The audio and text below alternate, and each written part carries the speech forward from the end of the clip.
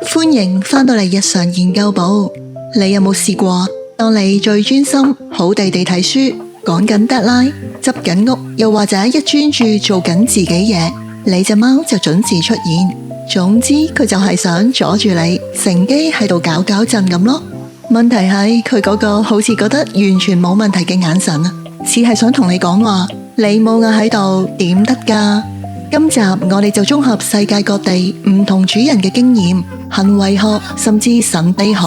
一齊睇下你隻貓咁堅持搞住你背後隱藏住嘅9個真相。睇完之後，你可能會同佢講：喂，唔該晒啊！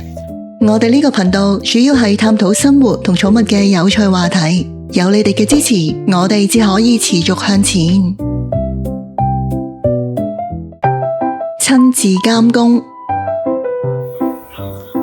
呢個可能係最多主人會好有共鳴嘅一幕啊，就係監工啦。你屋嘅隻貓本質上就係全屋嘅 project manager， 屋企大大小小嘅工程都關佢事啊。由你換個燈膽、牆身補下油漆、大掃除、搬開張梳化啦，甚至只係一條電線點翹都好啊，佢都會用最快速度衝過嚟現場，用一種你到底識唔識㗎嘅眼神監督住你。因為喺你隻貓嘅眼中，你雖然話就話生得好大隻下，但能力同智商同佢比，實在爭得太遠啦。如果佢唔親自監場，唔出聲提你，甚至有時落埋手教你啊，真係好驚你唔單止搞唔掂啊，隨時連間屋都燒埋。強迫你休息。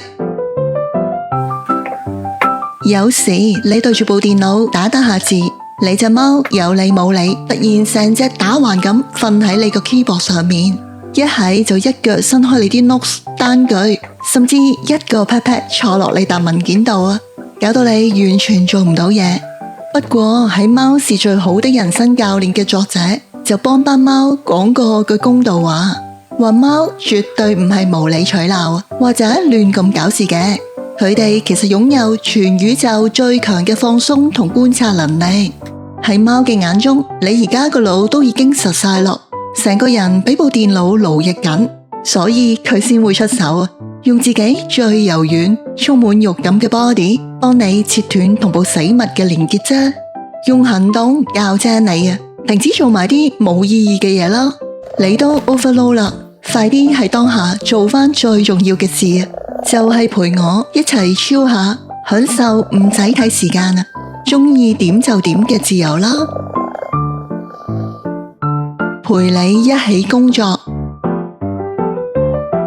不過亦有唔少主人認真研究過，話隻貓之所以阻住你做嘢，背後嘅真相其實都幾 sweet 㗎，因為佢哋根本當咗呢件事係一種平衡嘅社交活動。簡單講，即係當你長時間坐喺同一個位，好認真咁重複打緊字嘅時候，喺你隻貓嘅認知入面，佢會覺得，喂，我哋明明係一 team 人嚟㗎，有大 project 梗係齊齊做啦，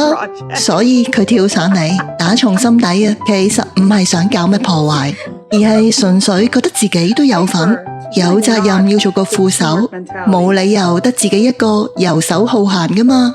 所以下次你不妨試下喺電腦台、書台隔籬擺翻個專屬嘅貓墊，俾翻個位佢啊，你隻貓就會好滿足、好乖咁喺度陪你開工㗎啦。抗議你加班，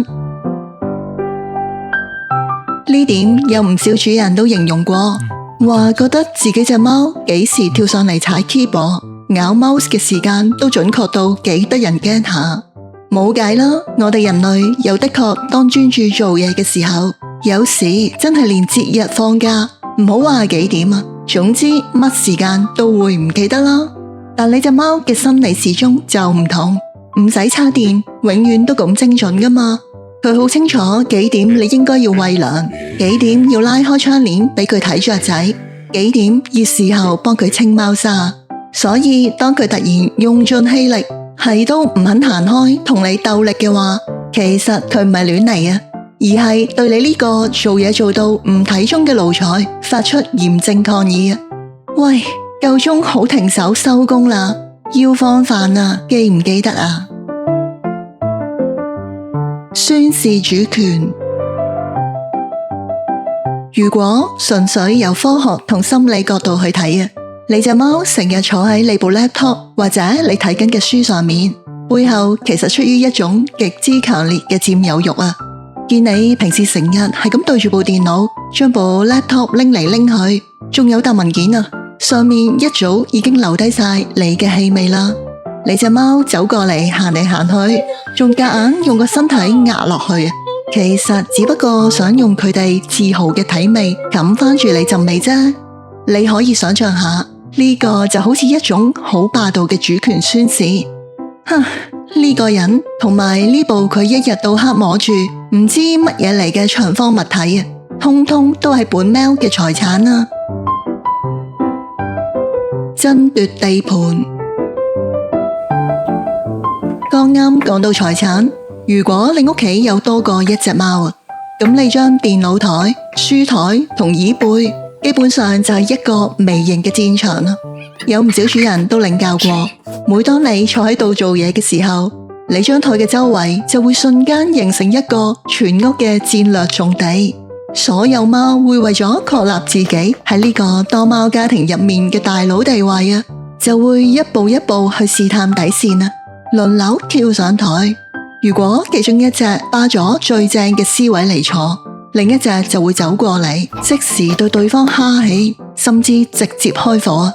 佢哋跳得上嚟搞亂，今次就完全冇預你份啦，純粹係想同其他貓證明，你哋同我睇清楚，依家成間屋最高嘅位置係由我管㗎，不准你看別的貓。除咗爭地盤，亦有主人提到一個好獨特嘅觀點啊！貓其實真係好似一個小人仔咁。佢哋好清楚知道，每次當你拎住嗰部識得發光嘅嘢，即係你部 laptop 又或者你部手機咯，你成個魂魄精神面貌都見你好似俾呢部嘢牽引住咁。最重要嘅係，好多時當你睇緊其他貓片啊，覺得好 cute 好治愈嘅時候，你隻貓喺旁邊一見到個熒幕出現同類係貓嘅身影或者聲音啊，嗰下真係會睇到眼都突埋。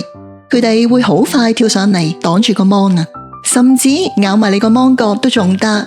你可以話佢係好嬲啊，為埋呢啲小事就呷醋。問題係佢會覺得依家有我喺度，你都唔識知足嘅，仲要喺度睇部機入面唔知邊度嘅貓嚟啊，唔嬲都唔係貓啦。害怕你突然出事。呢個觀點啊，算係比較近期嘅，仲得到好多行為學專家嘅支持。話家貓雖然話就話係寵物，但喺骨子裏始終保留住對環境高度警戒嘅野生本能。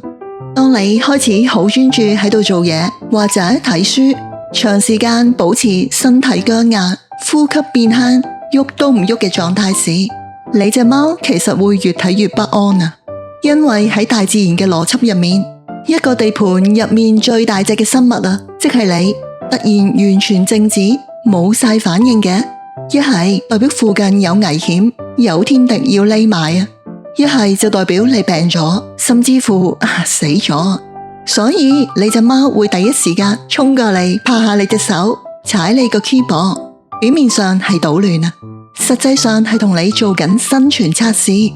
喂，你未死啊嘛？仲識唔識得喐㗎？冇事就唞下氣，應下我咯。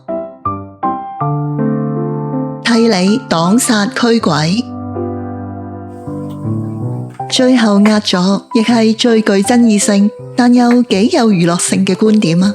大家平時一定有發現，你隻貓踩完 keyboard 之後，好鍾意趌高個 pat pat 對住你塊面再坐低嘅。又或者只係突然跳上張台，對眼撐到好大，好似見到啲唔知咩咁，望實你身後面嗰堆空氣，甚至無啦啦喺度哈氣。如果用神秘學角度去睇，貓天生就係睇到人類睇唔到嘅嘢。當我哋長時間對住電腦、電子設備，會散發好多負面嘅磁場，最容易吸引到低頻嘅靈體聚喺熒幕，或者企喺你背後偷睇你做嘢。所以當你隻貓突然跳上嚟，用成個身擋住個芒，其實只係想用佢自應強大嘅氣場幫你擋煞，趕走啲污糟嘢啫。